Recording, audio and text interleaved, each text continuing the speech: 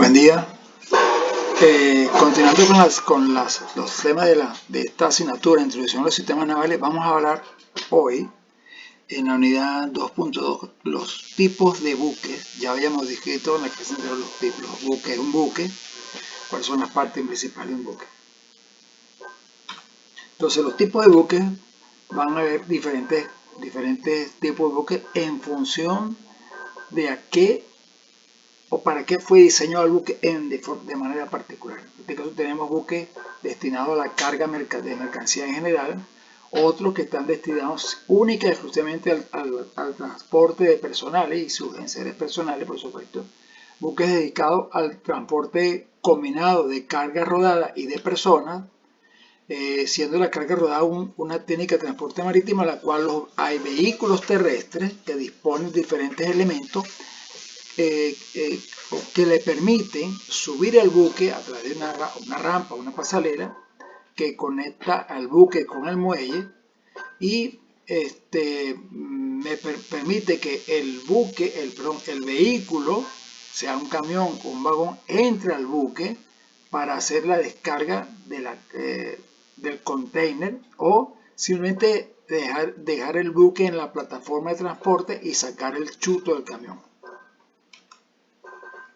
Eso permite que existen conductores que de una manera u otra, a través de las diferentes señales del personal del buque, puedan ejecutar la maniobra, digamos, sin riesgo de caída o sin riesgo de daño de la mercancía. Esta carga, como vemos en una imagen, hay una carga que se llama carga ro-ro o carga rodante, donde el vehículo que está en rojo entra al vehículo por la proa o por la popa, dependiendo de la configuración que tenga el buque, para dejar dentro del buque la parte remolcable. Esta carga, por supuesto, dependiendo del tipo de carga que esté contenida dentro del contenedor,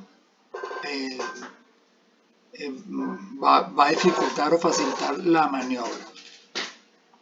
Entonces, hay dos tipos principales de carga, que en este caso el ro-ro, en el cual la carga se levanta y se transporta. Para eso que tiene diferentes tipos, en este caso utiliza un vehículo de remolque que lo traslada desde el puesto de almacenaje hasta el punto donde va a ser remolcado el buque. Puede existir alternativa de que el container sea colocado en una plataforma del vehículo, de manera que en el buque lo que hacen es, a través de grúas internas, levantan el contenedor y lo van depositando dentro del espacio del contenedor. Y para la maniobra de tierra, para desembarcarlo, hacen lo contrario, levantan el contenedor y lo colocan sobre la plataforma del remolque. ¿Qué tipo de carga se incluye en el ro-ro? Primero, el vehículo que hace la maniobra, el camión que contribuye a hacer la maniobra, tractores de remolque, pueden llevarse autobuses, remolques, carros rodantes de vehículos recreativos, helicópteros, equipos de construcción y mercancías sobredimensionadas. Todo va a depender de cómo se distribuye la carga sobre la plataforma de vehículo que está haciendo el transporte. Las mercancías, para ello hay diferentes clasificaciones de buques que permiten hacer el buque ese tipo de transporte de manera particular. Por ejemplo, tengo buques que se dedican única y exclusivamente al transporte de mercancía líquida, petróleo, gasoil, aceite, agua. Y para ello hay buques que están específicamente dedicados al transporte de estos fluidos. Y adicionalmente hay uno que se dedica al transporte de mercancía sólida. Digamos, cajas, vehículos, motores. Adicionalmente a ello, se emplean lo que se llaman las paletas, que nos permiten armonizar la estiba de carga de menor tamaño, por ejemplo, sacos sacos de harina, de arroz, de granos, se empaquetan, se hacen los granos y se acomodan sobre la paleta, y sobre eso, esa paleta va a ser introducida al buque a través de plataforma o de ¿cómo se llama este equipo? Me acuerdo cómo se llama el equipo este que tiene dos uñas adelante. Estos paletas, esta carga puede también ser introducida en un contenedor para facilitar el traslado, para evitar la rotura de los sacos que lleva el material, y al mismo tiempo, así como facilita la carga, también facilita la descarga del buque. Del buque. Las mercancías y buques de carga a granel, o sea, los que llevan específicamente granos o fertilizantes, en bodegas, donde, ¿qué sucede? La bodega como tal es el recinto donde se va a guardar o donde se va a descargar los granos o los fertilizantes.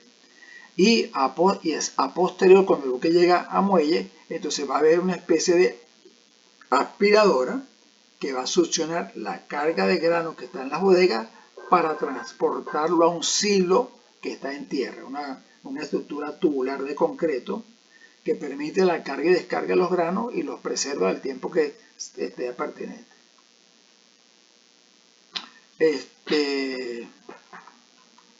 El transporte de personas, entonces hay yates, hay cruceros, hay buques de recreo, que permiten, por supuesto, además de hay otros buques que se llaman cargas combinados, pueden llevar personas y cargas rodadas, y facilita, por supuesto,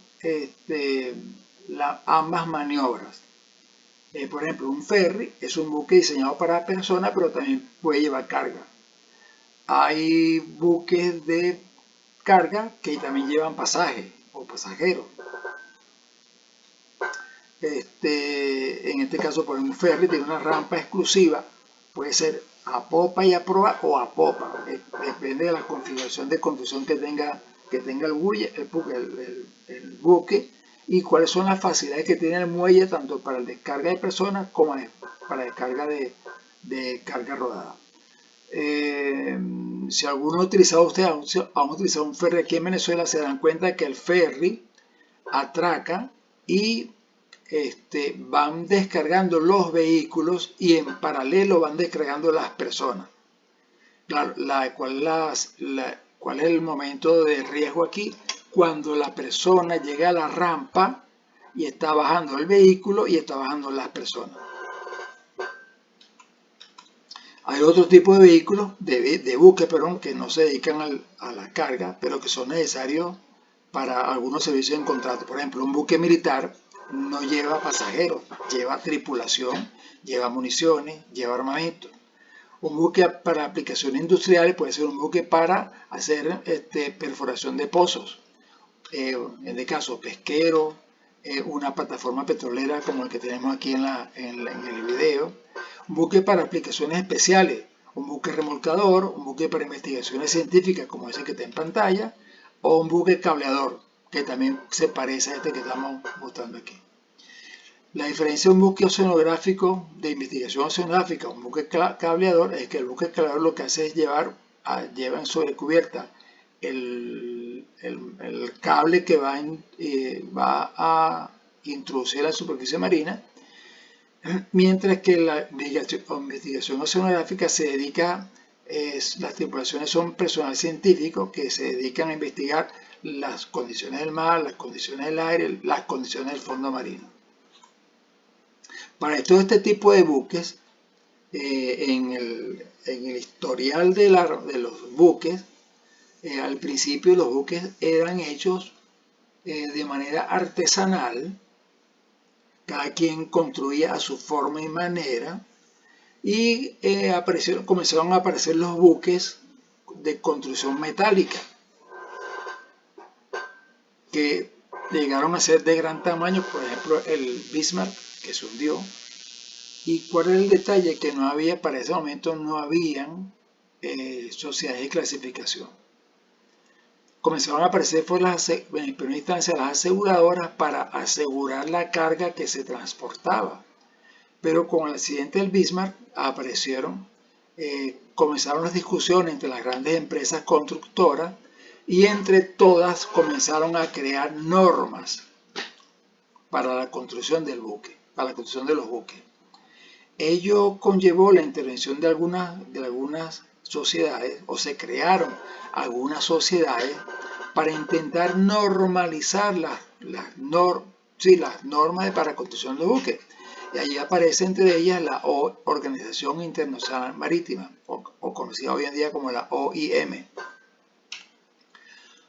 Que simplemente lo que hicieron fue normalizar las normas para construir los buques, y entonces una vez que aparece la OIM, cada sociedad de construcción comenzó a utilizar las normas de la OIM como normas bases, pero en función de los tipos de construcción que cada organización tenía, bueno, la fueron adaptando para poder tener un solo tipo de normas. Las aseguradoras, de manera paralela, vieron la oportunidad de requerir para poder otorgar un seguro de carga, que el buque estuviese construido bajo los parámetros de una sociedad clasificadora. De esa manera aseguraban que el buque iba a tener la condición mecánica suficiente de construcción para ir de un puerto a otro y al mismo tiempo asegurar las condiciones en las cuales la carga iba a estar a bordo del buque. Ello implicó, primero instancia, que las sociedades clasificadoras se organizaran y lograran la capacitación técnica de inspectores para verificar las condiciones de construcción, equipos, materiales del buque, tanto en la operación como en el proceso, en la fase de construcción, de diseño y construcción, para asegurar que los buques tuviesen la suficiente condición física y mecánica para soportar los esfuerzos de navegación por parte del buque. Ello ha implicado que las sociedades clasificadoras han crecido o se han fortalecido hoy en día, bueno, en el transcurso del tiempo, y les han permitido interrelacionarse unas con otras, siempre guiadas por la Organización Internacional Marítima, que es la que, digamos, divulga o establece las normas básicas de construcción de los diferentes tipos de buques. Y cada sociedad clasificadora lo que hace es tomar las normas, ajustarlas a sus normas propias, siempre garantizando que se cumplan con lo que dice la OIM. Y una vez que el buque ha sido construido, cada sociedad emite un certificado de clasificación del proceso de construcción del buque, que es lo que va a requerir el seguro marítimo para garantizar que el buque está construido bajo norma, y entonces puede aportar o darle un seguro de navegación o de respaldo de la carga y navegación que tenga el buque. Aquí tenemos un ejemplo de un certificado de una sociedad clasificadora, que lo que hace es verificar desde la fase de construcción del buque, de la fase de mantenimiento, reparación y cuidado que tenga el buque, y que periódicamente, cada 2 años, se le hace una inspección de verificación de la certificación que tiene el buque. O sea, y todo eso no es gratis. Eso implica que tiene un costo, y adicionalmente el costo de la inspección está la pérdida del costo porque el buque está parado mientras se le hace la inspección. Hay inspecciones que son inspecciones operativas y hay inspecciones que se hacen en dique. O sea que cuando el buque entra a dique, hay un predique en donde el inspector naval, junto con el capitán del buque y la gente del dique, triangulan qué, cómo, cuándo y dónde, por qué y para qué se va a hacer la entrada a dique del buque. Eso implica que el inspector y personal de a bordo hacen en conjunto una inspección para verificar, ratificar qué es lo que se va a hacer en el dique. Aquí hay un ejemplo de varias sociedades. Aquí hay 2, 4, 6, 8, 9, 10, 8, 2, 11 sociedades clasificadoras. Ahí está la identificación de cada una de ellas. ¿Cuáles son los diferentes sistemas que hay a bordo? Aquí apenas hay 11. Generación eléctrica, el de propulsión, el de agua potable, el de agua salada, el de las aguas negras, aire, ventilación, aire acondicionado, combustible, los diferentes tanques que tienen ahí, el sistema de reductor de velocidad, las hélices de propulsión, los tanques de desecho y las cavas para alimentos. Falta más, pero por efecto de la lámina pues, no se están colocando allí. Adicionalmente a ello, que está la Organización Internacional Marítima, está el sistema armonizado de seguridad de los buques, que está registrado o está dirigido principalmente por el Convenio Internacional para la Seguridad de la Vida en la Mar, que eso está regido por la Organización Marítima Internacional. Este convenio define cuáles son las normas que se deben cumplir en la construcción del buque. Vean ahí los títulos que tienen, por ejemplo, construcción para la prevención y control de incendios, dispositivos de salvamento, radiocomunicaciones, transporte de la carga, transporte de mercancías peligrosas, gestión de la seguridad operacional de buques, o sea, y es tan solo un punto nada más. Tomando en cuenta ahora lo que es un buque ya, vamos a hablar de lo que es la parte de generación eléctrica. Esa generación eléctrica implica que debe tener, dependiendo de las características o del consumo eléctrico, normalmente los buques tienen, o del tamaño del buque, puede tener 2 generadores o 4 generadores. Por ejemplo, un yate debe tener al menos 2 generadores de corriente. Puede ser de gasolina o pueden ser, normalmente son motores diésel. Y en función de ello, van a generar suficiente energía para suplir las necesidades eléctricas que tenga el buque por completo, más un porcentaje de seguridad. Aunque estoy diciendo que tienen 2 generadores de emergencia, 2 generadores eléctricos, normalmente tienen un tercer generador para caso de emergencia, que por ejemplo un yate está colocado por encima de la cubierta. En un buque normal tienen 4 generadores. Pueden seccionar el buque en 2 partes, o sea, de medianía a proa y de medianía a popa. Y tienen un generador para navegación, un generador en popa y un generador en proa, que alimentan el buque en 2 partes iguales. Aunque en puerto puede utilizar un solo generador para todo el buque, porque los tableros principales me permiten interconexión. ¿Por qué se usan dos generadores navegando? Porque se secciona el buque en 2 espacios. En el caso de una avería en alta mar, en el casco del buque, tengo un equipo que está en proa que puede alimentar todo el buque o solamente la sección del buque que no está afectado. Mientras los sistemas de comunicación o los equipos de control de avería están trabajando, que no es lo mismo trabajar a oscuras que trabajar con iluminación.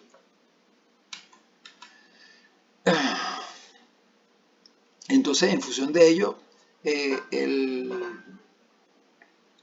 la disposición de la distribución de energía eléctrica se puede seccionar en 4 sectores. El buque, 2 sectores a proa, 2 sectores de popa. En el caso de un buque de guerra específicamente tiene 2 a proa y 2 a popa, y 2 sectores a proa y 2 sectores a popa. De manera que se puede dividir el sector por costado y longitud, en caso de guerra, por supuesto. El sistema de propulsión es un sistema que permite la movilidad del buque en la superficie del mar, del río o del agua.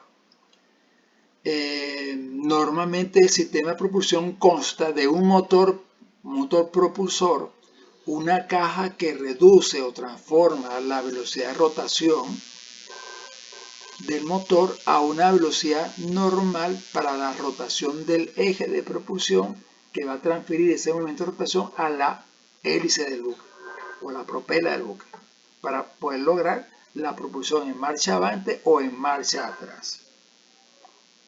Un sistema de propulsión simplemente va a depender del tipo de fuerza que tengo. Si es una fuerza interna, puede ser motor o remos, y si son fuerzas externas, el viento o un remolque.